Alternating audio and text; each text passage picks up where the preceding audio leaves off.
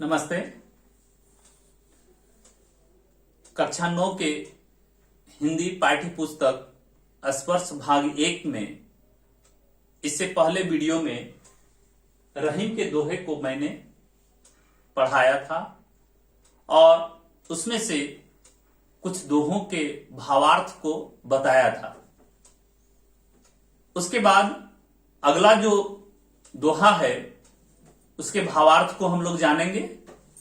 तो अगला दोहा जो है, बिगड़ी बात बने नहीं, लाख करो किन कोई, रहीमन फाटे दूध को, मथे न माखन होई। रहीम जी कहते हैं कि जो बात बिगड़ जाती है वो लाख जतन कर लो फिर वो बात बनने वाली नहीं है। यानी कि जो पहले की तरह जो प्रेम था, यदि प्रेम टूट जाता हो तो वो फिर से पुनः उस तरह की जो प्रेम भावना जो होती है हमारे मन में, एक आपस में जो प्रेम होती है, वो अब प्रेम नहीं होता। जैसे कि कहते हैं, रमन फाटे दूध को, मथे न माखन हो। जो दूध फट जाता है उसको कितनों भी मथ दो लेकिन उससे मक्खन निकलने वाला नहीं है। उसी प्रकार यदि मनुष्य में आपस में जो प्रेम है, जो आपस में सहयोग की भावना होती है, मित्रता की भावना होती है, जो आपस में समझौते की भावना होती है, उसको कभी तोड़ना नहीं चाहिए। यानी बहुत सोच समझकर ही निर्णय लेना चाहिए, क्योंकि जो बात बिगड़ जाती है वो भले कितनों भी कोशिश कर लो, वो बात पहले जैसी नहीं रहती। तो रहीम जी बहुत ही विचारणीय तथ्य को हमारे सामने प्रस्तुत किया है। अगला दोहा है, रहीमन देखी बड़ेन को, लघु न दीजिए डारी, जहां काम आवे सुई, कहां करे तरवारी। रहीम जी कहते हैं कि बड़े को देखकर कभी छोटे को नीचा नहीं सोचना चाहिए। यानी सबका अलग अलग महत्व होता है जीवन में, छोटा हो या बड़ा हो, धनी हो या गरीब हो, सभी का अलग अलग महत्व होता है। इसलिए कभी भी किसी को छोटा या बड़ा नहीं समझना चाहिए। छोटा बड़ा है तो सबका अलग अलग महत्व है। जैसे कि कहते हैं कि जहां काम आवे सुई, कहां करे तरवारी। जहां पर सुई का काम हो, यदि हम लोग कहते हैं कि कपड़े को सिलना हो तो हम सुई का ही प्रयोग करेंगे, न कि तलवार का। यानी सबका अलग अलग महत्व है। जहां पर तलवार है तो तलवार का भी अपना महत्व है, और जहां सुई है, एक छोटी सी सुई है, तो उसका भी महत्व है। इसलिए कभी भी बड़े को देखकर छोटे को नीचा नहीं सोचना चाहिए, उसको नीचा नहीं दिखाना चाहिए, कभी छोटा नहीं समझना चाहिए। अगला दोहा है, रहीमन निज संपत्ति बिना, को न विपत्ति सहाय, बिन पानी जो जलज को, नहीं रवि सके बचाए। यहां रहीम जी कहते हैं, निज, निज का अर्थ होता है अपना, संपत्ति यानी धन, और को न विपत्ति सहाय। कहते हैं कि जब विपत्ति आती है तो अपना जो संचित धन होता है वही काम आता है, क्योंकि जब जरूरत पड़ेगी तो उस समय दूसरे के पास हाथ फैलाना पड़ता है। और कभी ऐसा नहीं हो सकता है कि हाथ फैलाकर तुम्हें मिल जाए सो। इसलिए रहीम जी कहते हैं कि यदि आप संपत्ति कमा रहे हैं तो उसको बचाने का भी प्रयास कीजिए। यदि आप प्रयास नहीं कर रहे हैं तो जब विपत्ति आएगी तब आप ही को झेलना पड़ेगा। इसलिए कहते हैं कि जो यदि विपत्ति आएगी तो अपनी ही संपत्ति काम आएगा, दूसरे की संपत्ति काम नहीं आएगी। जैसे कि बिन पानी जो जलज को नहीं रवि सके बचाए। यदि कमल खिला हुआ हो और उसमें पानी नहीं हो तो सूर्य की रोशनी भी उस कमल को नहीं बचा सकता। कहते हैं कि कमल जो खिला होता है वो पानी में अपना पानी है, लेकिन उसका पानी ही नहीं रहे, यानी उसका अपना धन ही नहीं रहे, तो दूसरा कोई कौन बचाएगा। इसलिए रहीम जी का मानना है कि यदि अपनी जो संपत्ति है, अपना जो धन होता है, वही हमारे लिए होता है और हमारी विपत्ति में वो सहायता करता है। अगला दोहा है, रहीमन पानी राखिए बिन पानी सब सून। पानी गए न उबरे मोती मानुष चुन। रहीम जी बड़ा ही यहां श्लेष अलंकार का प्रयोग किए हैं कि पानी, यहां पानी का 3 अलग अलग अर्थ में प्रयोग किया गया है। रहीमन पानी राखिए बिन पानी सब सून। यहां पर रहीम जी कहते हैं कि पानी रखना चाहिए, अपने अंदर पानी रखना चाहिए। अपने अंदर पानी रखने का मतलब है कि मनुष्य अपने अंदर आत्मसम्मान की भावना होनी चाहिए। यदि जिसका आत्मसम्मान नहीं होता, उसका इस दुनिया में कोई महत्व नहीं होता।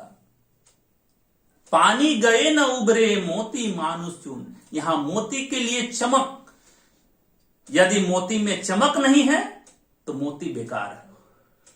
मनुष्य में आत्मसम्मान नहीं है तो वो मनुष्य बेकार है। और चून का मतलब चूना में यदि पानी नहीं है, यहां पर पानी का अर्थ पानी ही है, वाटर, तो यदि चूना पानी रहित है तो वो चूना बेकार है। इसलिए कहा जाता है कि ये रहीमन पानी राखिए बिन पानी सब सून। इसलिए हम लोगों को यदि मोती में चमक नहीं है, मनुष्य में आत्मसम्मान नहीं है और चूने में पानी नहीं है, तो वो सब कुछ बेकार है। इसलिए हम लोगों को जो मनुष्य में आत्मसम्मान की जो भावना है वो बरकरार रखनी चाहिए, जिससे हमारे जीवन का महत्व जो है वो बढ़ता रहे। यह है रहीम के दोहे का भावार्थ। अब हम इसमें कई ऐसे प्रश्न हैं जो बोर्ड परीक्षाओं में पूछे जाते हैं, तो इसके प्रश्न और उत्तर को भी हम लोग जानेंगे। तो सबसे पहले हम लोग चलते हैं कि पहला जो प्रश्न है, प्रेम का धागा टूटने पर पहले की भांति क्यों नहीं हो पाता। इसका उत्तर होगा कि यदि प्रेम का धागा यदि टूट जाता हो तो वो गांठ पड़ जाता है, यानी मन में एक न एक कटुता जरूर बनी रहती है। जिस प्रकार यदि टूटा हुआ धागा को फिर से जोड़ा जाए तो उसमें गांठ पड़ जाता है, उसी प्रकार यदि किसी मनुष्य में यदि प्रेम की जो तागा है, धागा है, वो टूट जाता है, तो वो यदि जुड़ भी जाए, कभी मिल भी जाए आपस में, लेकिन उसके मन में कहीं ना कहीं कटुता रहती ही है। इसलिए प्रेम का धागा टूटने पर पहले की भांति नहीं होता।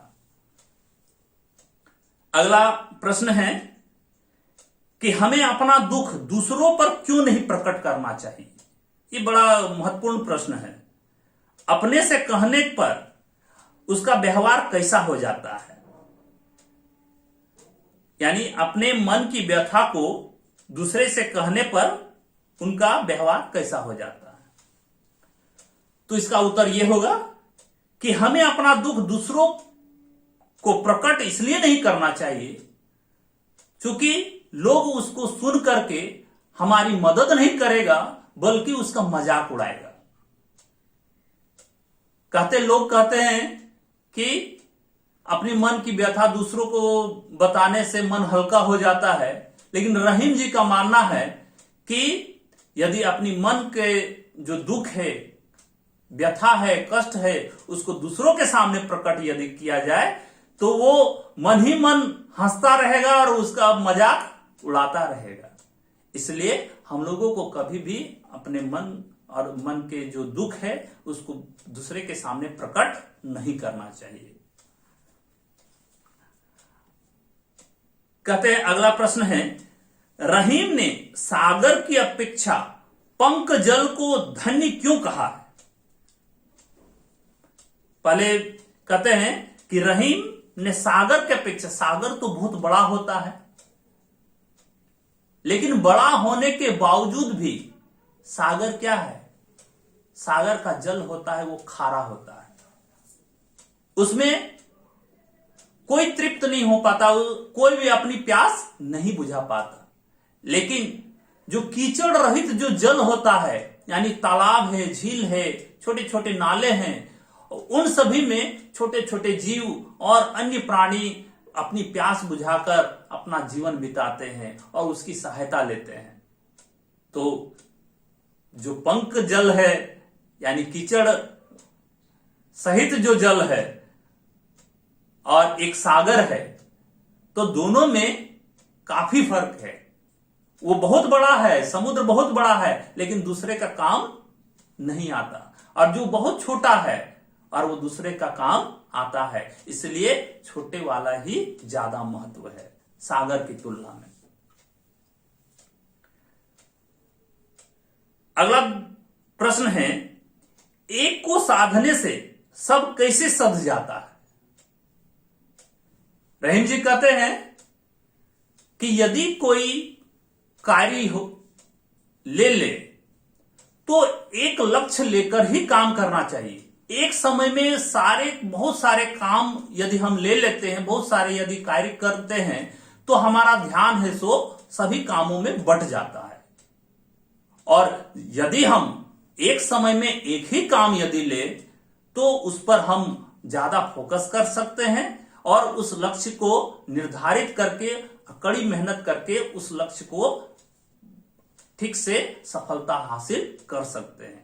लेकिन जिसका एक ही समय में बहुत सारे कार्य होते हैं तो उसका मन भटका होता है और उनके हर एक कार्य में बाधाएं ही बाधाएं आती है। इसलिए रहीम जी कहते हैं, एक को साधने से ही सब सध जाता है, यानी सभी अच्छे हो जाते हैं। जिस प्रकार से कहते हैं कि यदि पेड़ पौधे को हम जड़ में ही सींचते हैं, न कि फल और पत्ते में पानी डालते हैं, एक ही जगह पर सींचने पर सारे हमारे डाली भी आता है, फूल भी आते हैं, पत्तियां भी आती हैं, फल भी आते हैं।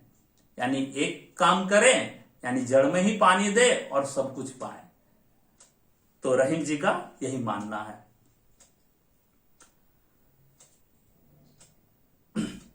एक और प्रश्न है, बहुत ही महत्वपूर्ण प्रश्न।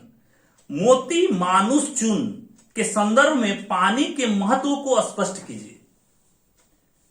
यहां रहीम जी मोती, मानुष और चून, मोती यानी मोती में पानी का अर्थ होता है चमक। यदि मोती में चमक नहीं है तो वो मोती बेकार है। मनुष्य के लिए पानी का अर्थ है आत्मसम्मान। यदि मनुष्य में आत्मसम्मान नहीं है तो वो मनुष्य व्यर्थ है। और तीसरा चून यानी चूना में यदि बिना पानी का जो चूना होता है वो व्यर्थ होता है। यहां पर पानी, चूना के लिए वाटर जो शब्द है, पानी अंग्रेजी में वाटर कहते हैं, वो पानी के लिए। लेकिन ये तीनों के लिए अलग अलग है। मोती के लिए पानी चमक, मनुष्य के लिए आत्मसम्मान और चूना के लिए पानी का अर्थ व्यक्त किया है। तो इस प्रकार से बोर्ड परीक्षा में इस तरह से प्रश्न पूछे जाएंगे और मुझे आशा है कि आप परीक्षाओं में सफलता हासिल करेंगे। धन्यवाद।